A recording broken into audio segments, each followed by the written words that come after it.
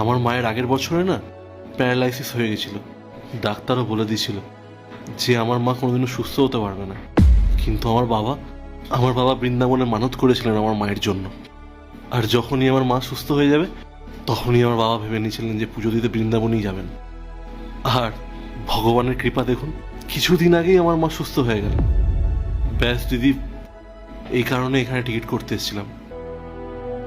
যাক, ভগবানের কৃপায় আপনার মা একদম সুস্থ হয়ে গেছেন। আর এমনিতেও স্যার তো ভালো একজন মানুষ, তাই ওনার সাথে কোনোদিনও কিচ্ছু খারাপ হতে পারে না। আর হ্যাঁ, আপনি তো ঠিকই বলেছেন, স্যার যখন মানসিক করেছেন তখন তো আপনাদের বৃন্দাবন যাওয়াই উচিত। তাহলে ভগবান শ্রীকৃষ্ণও খুব খুশি হবেন। আপনি দাঁড়ান, আমি একবার চেষ্টা করে দেখছি আপনার টিকিটটা হয় কিনা। আপনি আপনার নাম্বারটা বলুন। 9872। আপনি একবার দেখুন তো, আপনার ফোনে একটা মেসেজ গেছে। দিদি, টিকিটটা তো ওয়েটিং দেখাচ্ছে। আপনি কোনো টেনশন করবেন না দাদা, আপনার টিকিট কনফার্ম হয়ে গেছে। আচ্ছা দাঁড়ান, এই নিন। দিদি, এটা তো টিকিটের টাকা, এটা আপনি আমাকে কেন দিচ্ছেন? না, আজ আমি এই টিকিটের টাকাটা নিতে পারবো না। আপনি জানেন, যখন আমার এইচএস এর বোর্ড এক্সাম ছিল তখন আমার বাবার চাকরি চলে গেছিল। সেদিন যদি আমি ওই বোর্ডের এক্সামের ফিস না দিতাম তাহলে আমি এক্সামটাই দিতে পারতাম না, আর আমার কেরিয়ারটাই হয়তো শেষ হয়ে যেত। তখন আপনার বাবা আমার ফিস দিয়ে দিয়েছিলেন। আর জানেন, যখন আমি স্কুলের সামনে বসে কান্না করছিলাম আর ভাবছিলাম যে আমার একটা বছর নষ্ট হয়ে যাওয়া মানে তো আমার সময়, আমার স্কুল, কেরিয়ার, ফিউচার সবকিছু নষ্ট হয়ে যাওয়া।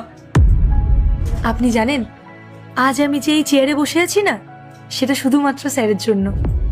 তাই এটা আমার তরফ থেকে স্যারের জন্য গুরু দক্ষিণা। আর হ্যাঁ, স্যারকে বলবেন যে ওনার পুরনো স্টুডেন্টরা এখনো ওনার কথা মনে করেন, আর আমি চেষ্টা করব একদিন ওনার সাথে দেখা করার। ঠিক আছে দিদি। আর ততক্ষণ আমার ব্যাপারে আপনি স্যারকে বলবেন প্লিজ।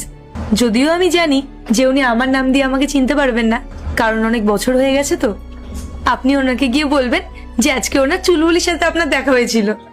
হ্যাঁ, উনি আমাকে চুলবুলি বলেই ডাকতেন, কারণ আমি না ক্লাসে খুব দুষ্টুমি করতাম। তাহলে দেখবেন উনি আমার কথা ঠিক মনে করতে পারবেন। নিশ্চয়ই বলবো। ইনফ্যাক্ট আমার বাবা এটা জেনে আরো খুশি হবেন যে ওনারই স্টুডেন্ট, মানে আপনার সাথে আমার দেখা হয়েছে। তাহলে ধন্যবাদ দিদি, আমি এখন আসছি।